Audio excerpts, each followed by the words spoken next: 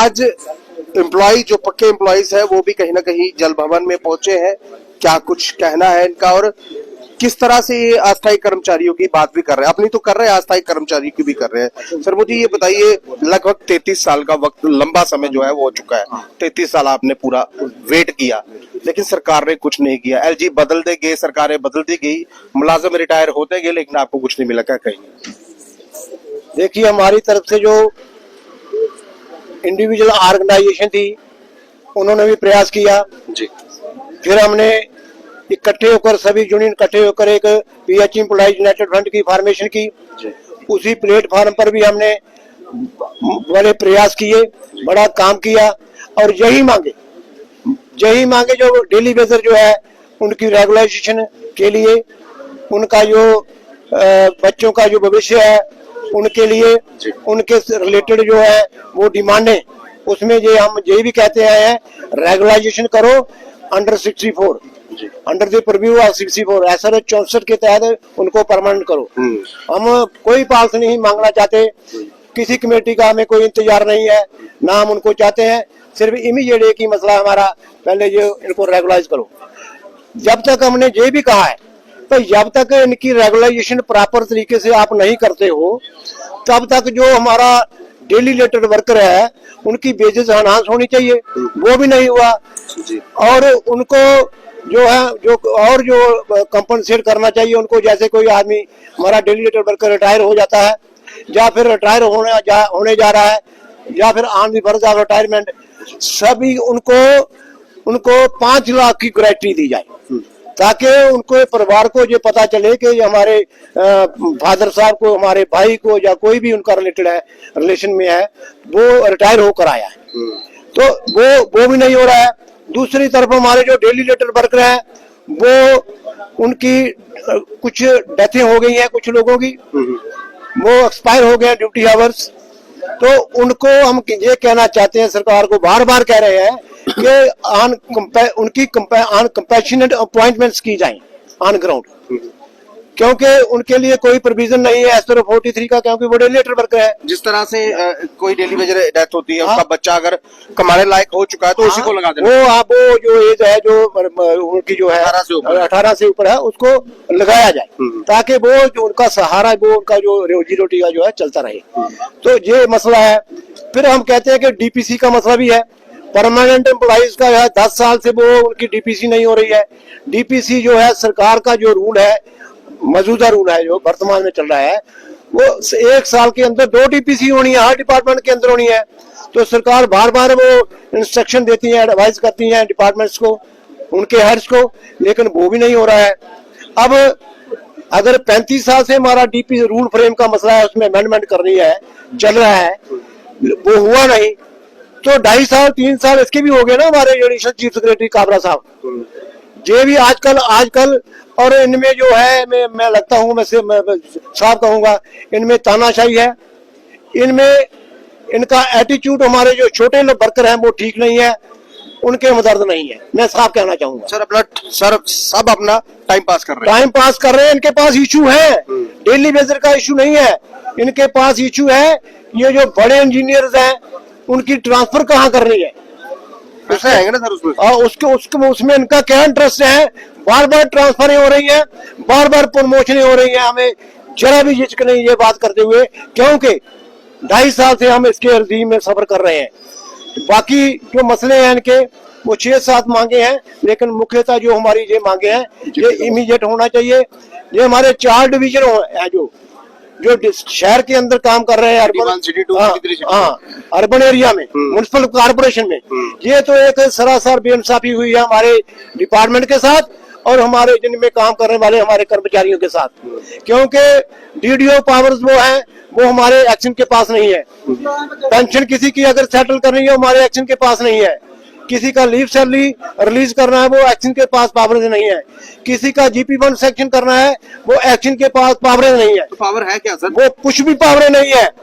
हम क्या कह रहे हैं कि ये सारे जो एम्प्लॉइज रिलेटेड इशू हैं, ये सारी पावरें जो हमारे एक्शन के पीडीडीओ के पास आनी चाहिए, क्योंकि अगर म्युनिसिपल कारपोरेशन कुछ अगर करना भी चाहती है, थोड़ा बहुत उनके पास सुपरविजन या कंट्रोल रहना चाहिए। कर रही है ना सर, मैं आपको रुकूंगा, माफ कीजिएगा, कर रही है ना, वो एनजीओ सिस्टम लाकर प्राइवेटाइजेशन की तरफ जा रही है। एनजीओ में हम है नहीं, एनजीओ में हम परमानेंट डिपार्टमेंट के कर्मचारी हैं, तो एनजीओ में कहाँ हमें शामिल कर रहे हैं? एनजीओ जो है वो भी इनसे संभले नहीं जा रहे हैं, उनके साथ क्या व्यवहार कर रहे हैं? लेकिन सर 4 डिवीजन जो डाले गए हैं वो एनजीओ सिस्टम ही किया ना उन्होंने। वो देखिए, अगर एनजीओ में आए ना वो प्रदर्शन कर सकते हैं, ना अपनी डिमांड कर सकते हैं, कल को साफ कर दिए जाए। हम आज भी समझते हैं कि कोई हमारा एनजीओ में नहीं है।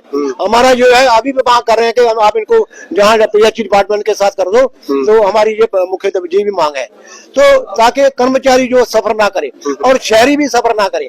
कभी वो इधर जा रहा है, कभी म्युनिसिपल में जा रहा है, कभी उधर जा रहा है, कभी बख्शी नगर जा रहा है, कभी बीसी रोड जा रहा है, उसके लिए भी प्रॉब्लम है। बिल्कुल, ठेकेदारों के लिए भी प्रॉब्लम है। जितने भी JJM के तहत जो स्कीम के तहत जो काम हुए हैं, अब वो अधूरे हैं। जल जीवन मिशन, जल जीवन मिशन के तहत जो काम हुए अधूरे हैं, मतलब रिजर्वायर बन गए हैं, लाइनें बिछ गई हैं, पानी का सोर्स नहीं है। और मोदी जी देंगे आगे। मोदी वही है ना, ये सेंटर को भी गुमराह कर रहे हैं सारे, और यहाँ पता नहीं क्या क्या हो रहा है। इसके लिए हम कुछ नहीं कहना चाहते हैं, सबको जन को पता है, आम लोगों को भी पता है। तो ये काम ये सरकार काम कर रही है, ये सरकार लापरवाह है। ये सरकार, कोई कहता है कि मुझे स्टेटहुड नहीं मिला है, कोई कहता है कि मैं कुछ कर नहीं, सारे डिपार्टमेंट के पास है। तो ये मैं इस सरकार को, मौजूदा सरकार जो है, चुनी हुई सरकार, मैं इनको भी ये कहना चाहता हूँ, जो आपके पास आपने कहा कि 6 महीने के अंदर डेली बेजर की जो रिपोर्ट वो तैयार करके वो पब्लिकली पब्लिश की जाएगी, डोमेन में डाली जाएगी, वो नहीं हुआ, वो नहीं हो रहा है। तो जे इनके पास है, आपके पास जो है, आपके पास ये है कि एमएलए की सैलरी बढ़ानी है, वो बढ़ा दी, एमएलए के लिए बोलेरो नहीं लानी है, और कोई सुविधा लेनी है, अपने फैमिली क्वार्टर ठीक करवाने, वो भी हो रहा है। सारी सुविधाएं जो आप सैंक्शन कर रहे हैं अपने लिए, वो डेली बेजर की जो मांग है, जो परमानेंट कर्मचारी की मांग है, जिसमें इन्वॉल्वमेंट भी कुछ नहीं है, डेली बेजर के लिए फाइनेंस इन्वॉल्व है। लेकिन आप बताओ तो सही, आपकी कमेटी ने किया क्या? फिर उसमें कितना फाइनेंस इन्वॉल्व होता है? फिर उसके बाद हम देखेंगे कि क्या सरकार क्या कर सकती है। लेकिन सरकार ये बहाना मत ढूंढे कि ये हमारी ड्यूटी है, चाहे सरकार है, ये सबसे बड़ी ड्यूटी है, और इसमें क्या है? बहरहाल देखिए, झूठी है कि झूठी है, ये मैं पहले भी बोलता हूँ और अब भी बोल रहा हूँ। ये पक्के मुलाजिम जो जिनकी डीपीसी 33 सालों से नहीं हुई, लेकिन आज खुल के ये चीज बोल रहे हैं, अस्थायी कर्मचारियों के साथ भी खड़े हैं, अपनी बात तो कर रहे हैं, लेकिन उनकी बात भी जो है वो कर रहे हैं बराबर। सर, मुझे आपसे भी एक चीज जानने की कोशिश करूंगा। लगातार अगर बात की जाए, सरकार पहली थी नहीं, एलजी शासन था, एलजी चाहते तो वो कर सकते थे, लेकिन उन्होंने किया कुछ नहीं। एलजी बदल गए, पहली मुर्मू जी गए और मनोज सिन्हा साहब आ गए, अब 5वां साल इनको भी जा रहा है। जब इनकी बारी आएगी करने की, इनको भी सेंटर में बुला लिया जाएगा। एलजी करना चाहते हैं या करना चाहते हैं या कर नहीं रहे हैं?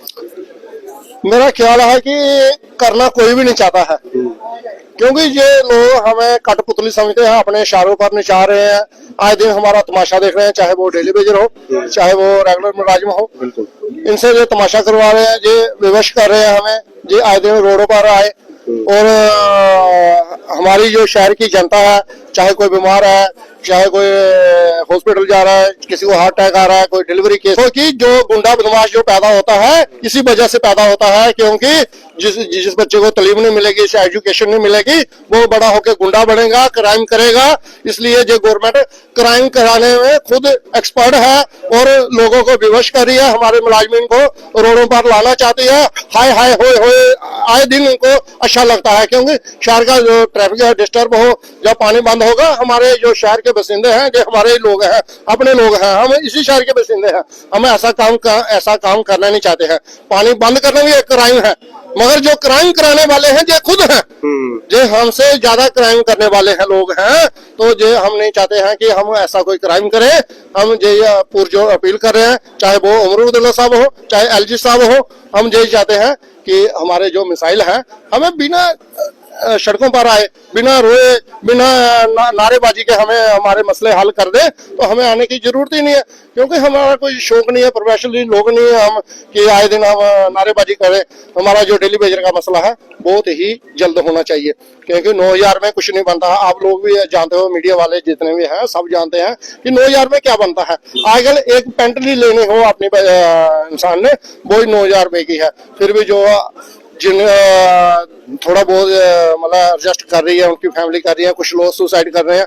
आप भी जानते हो सुसाइड कोई बंदा कोई भी इंसान हो शौक से नहीं करता है, बिल्कुल शौक से नहीं करता है, क्योंकि जान देने में बहुत तकलीफ होती है। इसलिए जो गवर्नमेंट सबसे बड़े पहले इन पर FRI लगनी चाहिए, क्योंकि क्राइम यही लोग करा रहे हैं, यही विवेश कर रहे हैं उनको सुसाइड करने में, डेली वेजर को, कि तभी वो सुसाइड कर रहा है, तभी वो इतने वो मजबूर है। उनके क्या हालत होंगे घर के, या जो लोग 60 साल जिनकी उम्र हो चुकी है उनको बाहर निकाल दिया, ना उनकी पेंडिंग भेज दी 17 महीने की, ना उनको गवर्नमेंट ने अपनी तरफ से की। आधार कार्ड दिखा के घर भेज दिया, आधार कार्ड वो भी नहीं दिखाया, वो भी अपनी जेब में वो उन्होंने बेचारों ने रखा हुआ है। तो ये हमारे जो उधर मुलाजमिन जो होते हैं, चाहे डेली वेजर हो चाहे परमानेंट हो, अपनी तरफ से 500-500 रुपया इकट्ठा करके उसको बेचारे को विदा करते हैं जा भाई घर को। देखिए, विदा करने के लिए अस्थायी कर्मचारी जो है वो चल पड़ता है, कहीं ना कहीं अपने पैसों से उनको भेजता है। सर आप थोड़ा सा यहाँ आइए मेरी तरफ, मुझे ये बताइए, लास्ट सवाल रहेगा आपसे। पहली कहते थे कि जल शक्ति विभाग जो है वो रेवेन्यू इकट्ठा नहीं करता, पानी का किराया भी बढ़ा, अब लोग किराया भी जेके बैंक में जमा करा रहे हैं। अगर पैसा जमा हो रहा है तो अस्थायी कर्मचारी को पक्का क्यों नहीं किया जा रहा, कि ये पैसा जा कहाँ रहा है? ये बहुत बड़ा एक रहस्य इसमें है, क्योंकि ये जो ब्यूरोक्रेट्स हैं सब जानते हैं, लेकिन उस इश्यू को सही तरीके से अपने जो बॉस हैं, चाहे LG साहब हैं, चाहे वो हमारे अब चीफ मिनिस्टर साहब हैं, उनके समक्ष अगर सही तरीके से उसको प्रेजेंट करें तो कोई ना कोई हल निकल सकता है। पैसा इनके पास है, रेवेन्यू जो हमारे डिपार्टमेंट का आ रहा है वो भी है। अब PDD डिपार्टमेंट ने भी वो सरकार ने भी ये सर्कुलर इशू किया है भाई, इनसे जो डिपार्टमेंट्स हैं, जो अलग अलग डिपार्टमेंट, उनसे भी पैसा लिया जाए, किराया लिया जाए। तो सोर्स इनके पास बहुत से हैं, लेकिन मैं कहना चाहता हूँ कि अगर ईमानदारी से ये काम करें तो हल निकल सकता है। लेकिन ईमानदारी कहाँ आ गई? जब ये अपने लिए कर रहे हैं तो दूसरे के लिए बेईमानी कर रहे हैं, तो कहाँ हल निकलेगा? अगर कोई वाकई कोई हमदर्द है, अगर ग्राउंड लेवल वर्कर के साथ किसी की हमदर्दी है, कोई अल्लाह को भगवान को जानने वाला कोई है, तो वो आदमी थोड़ा उसकी हमदर्दी रहेगी, उसका बिहेवियर हमारे प्रति ठीक रहेगा। अगर वो लोग अपनी ही मस्ती में हैं, कोई कहेगा ब्यूरोक्रेट हूँ, कोई कहेगा मैं चीफ मिनिस्टर हूँ, कोई कहेगा मैं LG हूँ, इसके पास कुछ भी नहीं है, तो ये कौन से हैं, ये इनका कुछ नहीं करना है। तो इसलिए ये सिर्फ बेईमानी, नॉन सीरियसनेस इनकी है।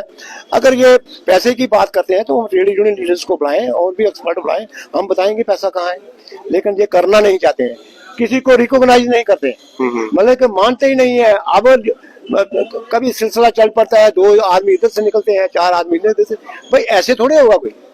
ये कोई 200-400 या 10,000 का या 1 लाख का 2 लाख का मसला थोड़े कोई, करोड़ों, इसमें करोड़ों की इन्वॉल्वमेंट है। तो मेरे दाएं से निकलने से बाएं से निकलने से उनकी वाहवाही लूटने के लिए या उनको अपना दिखाने के लिए, ये इससे मसला हल नहीं होने वाला है। तो जब भी होगा यूनिटी के साथ होगा, एकता के साथ होगा, बल के प्रदर्शन पर होगा, बल के जोर पर। जी, मैंने इसलिए ये सवाल पूछा क्योंकि जल भवन के नीचे मैं इस वक्त खड़ा हूँ, ये बिल्डिंग पर ही, मैं ज्यादा नहीं कहता, करोड़ों खरबों, आप हम नहीं बोलते ना लगाइए, लेकिन वो अस्थायी कर्मचारी जो दिन रात आपके लिए पाइपें खोद रहा है, खड्डे खोद रहा है, पानी दे रहा है, जब बारिशें आती पाइपें बह जाती, कंधे पर पाइपें उठाकर आगे पीछे जा रहा है, काम आपके लिए कर रहा है, लेकिन जब उसको देने की बारी आती है, हाँ फ्रंट लाइन वॉरियर आप बोल देते हैं, कोरोना वॉरियर्स ये हैं, क्या उस कोरोना वॉरियर्स फ्रंट वॉरियर्स के सर्टिफिकेट से पेट भर जाएगा? भर जाएगा, तो हम आपको दे देते हैं ये चीज। पवन जी आप यहाँ आइए, पवन जी भी मेरे साथ है, अस्थायी कर्मचारी है, कटरा से है। बेसिकली मैंने पहले कहा अस्थायी कर्मचारी भी जुड़े हुए हैं, पवन जी से पूछता हूँ। पवन जी मुझे ये बताइए, आज समर्थन मिला इनका, यही समर्थन PDD के पक्के मुलाजमों ने अपने अस्थायी कर्मचारियों को दिया था, वो पक्के हो गए आज इनका समर्थन पहले से आपको मिल रहा है और लगातार मिल रहा है। इन्होंने ये भी कहा कि हमारे साथ साथ आपका भी काम होना चाहिए, क्या कहेगी इस पर? देखिए, सबसे पहले गुलशन जी आपका शुक्रिया, और सबसे आज मुझे बहुत खुशी है। खुशी इस बात की है कि जंग जीतना और आसान हो जाता है जब अच्छे लोग साथ जुड़ जाते हैं। अक्सर कुछ लोगों ने एक एजेंडा चलाया है, प्रोपोगेंडा चलाया है कि परमानेंटों की अलग से डिमांड है। भाई परमानेंटों की अलग से डिमांड है, लेकिन वो डेली बेसिस के लिए तो उतरे हैं मैदान में। और उन्होंने मेन अगर डीपीसी की बात रखी है तो सबसे पहले डेली बेसिस की रेगुलेशन की बात रखी है। मैं दिल की गहराइयों से तमाम सीनियर लीडर्स का जो पीएचई में जितनी भी एसोसिएशन है वो एक प्लेटफार्म पे है, और पीएचई एम्प्लॉइज यूनाइटेड फ्रंट यही बैनर है जिसने जब जब भी मुलाजिम का चाहे डेली वेजर हो चाहे परमानेंट हो, जब आवाज उठी है, इस बैनर से जब भी आवाज उठी है तो मुलाजिम को बेनिफिट हुआ है। तो मैं आपके चैनल के माध्यम से मेरे पूरे जम्मू प्रोविंस के जितने भी डेली वेजर हैं उन तक भी मैसेज पहुंचा देना चाहता हूं कि अलग अलग जो गुटबाजी है उसमें से ऊपर उठ करके ये सीनियर लीडर्स जो है, परमानेंट लोग जो है, जिन्होंने लड़ाइयां लड़ करके जब जब भी सरकार से मसले हल करवाए हैं, अगर डेली वेजर का मसला भी हल होगा तो मैं दावे से कहता हूं कि सभी के यूनाइट से होगा। United we stand and divided we fall. हमें इसी बैनर के साथ पूरा सपोर्ट करना, मुझे बहुत खुशी है। और मैं आज आपके माध्यम से यह ऐलान करता हूं कि पूरा डेली वेजर जितना है, कहीं किसी ने गठजोड़ बनाया है, वो सारे गठजोड़ों से छूट करके तमाम डेली वेजर भी जो है इसी बैनर के साथ है और पूर्णता से साथ देगा। जहां जहां भी ये पीएचई एम्प्लॉइज यूनाइटेड फ्रंट की अब जैसे जैसे कॉल आएगी तो पूरे जम्मू प्रोविंस का पीएचई का मुलाजिम जो है, चाहे डेली वेजर हो चाहे परमानेंट हो, वो सारा पीएचई एम्प्लॉइज यूनाइटेड फ्रंट के साथ होकर के अपने मसले मिसाइल के लिए कदम आगे बढ़ाएगा। देखिए, पक्के मुलाजिम के साथ अब कच्चा मुलाजिम भी सड़कों पर होगा। अगर इस बार सड़कों पर अगर ये आगे तो सरकार के लिए बहुत मुश्किल होगा रास्ता खुलवाना, पानी छोड़वाना, क्योंकि अगर इन्होंने कुछ कर दिया तो आपको डीपीसी तो करनी ही पड़ेगी और उसके अलावा भी कहीं ना कहीं फायदा जो है वो उनको देना पड़ेगा।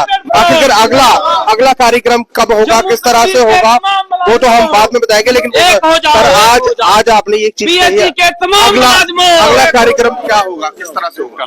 अगला कार्यक्रम ये होगा कि ये जो निर्माण भवन है जी, इसका घेराव करेंगे जी, और मैक्सिमम स्ट्रेंथ में हमारे जहाँ जो एक्टिव वर्कर है, जहाँ आएंगे कर्मचारी आएंगे, उसमें डेली वेजर भी होंगे, परमानेंट भी होंगे। तो जब तक ये कुछ बोलते नहीं उनके बारे में, अपना जो स्टैंड जो उसको स्पष्ट नहीं करते रिगार्डिंग, आज कहाँ गए भूमिका, तो वो भी बैठे होंगे वहाँ सुन रहे हैं ना, वो भी बैठे होंगे, भूमिका तो होंगे, कमीशन में पास बैठे होंगे। तो जब तक ये कुछ ना बोले अपनी तरफ से, तब तक हमारा ये प्रदर्शन जहाँ रहेगा, हम नहीं उठेंगे। बस इनको अपना स्टैंड स्पष्ट करना पड़ेगा, अपना रिस्पांस देना पड़ेगा कि ये वर्कर जो है इनके बारे में सरकार की या डिपार्टमेंट की क्या राय है। देखिए, बहुत बड़ा सवाल इन्होंने रख दिया है। अगर ये यहाँ बैठ गए तो उठाएंगे नहीं, ये कच्चे मुलाजिम नहीं है, ये पक्कों के साथ अब कच्चे भी आएंगे, यानी कि पक्के मुलाजिम के साथ अस्थायी कर्मचारी भी आएगा और अपनी बात यहाँ पर रखेगा। आज तो चीफ साहब गे किस तरफ है ये मुझे नहीं पता, सेक्रेटरी गे है या कमिश्नर साहब के पास गए हैं, क्या मीटिंग कर रहे हैं ये मुझे नहीं पता, लेकिन गायब है आज। अगर यहाँ हो तो एक मोमेंटम दिया जाता, बात की जाती और अपनी बात बताई जाती, लेकिन किसने बात सुनी नहीं। बहरहाल इस खबर पर आपकी क्या राय है, आप अपनी राय रख सकते हैं और इस वीडियो को ज्यादा शेयर कर सकते हैं, क्योंकि आज एकजुटता सामने दिखी है। पक्के मुलाजिम कच्चे मुलाजिमों के लिए सड़कों पर उतर चुके हैं जो लोग मुझे देख रहे हैं। अगर आपको ये वीडियो दिख रही है, आप भी यहाँ पर आ सकते हैं। अगला कार्यक्रम जब आएगा हम आपको बता देंगे। नमस्कार।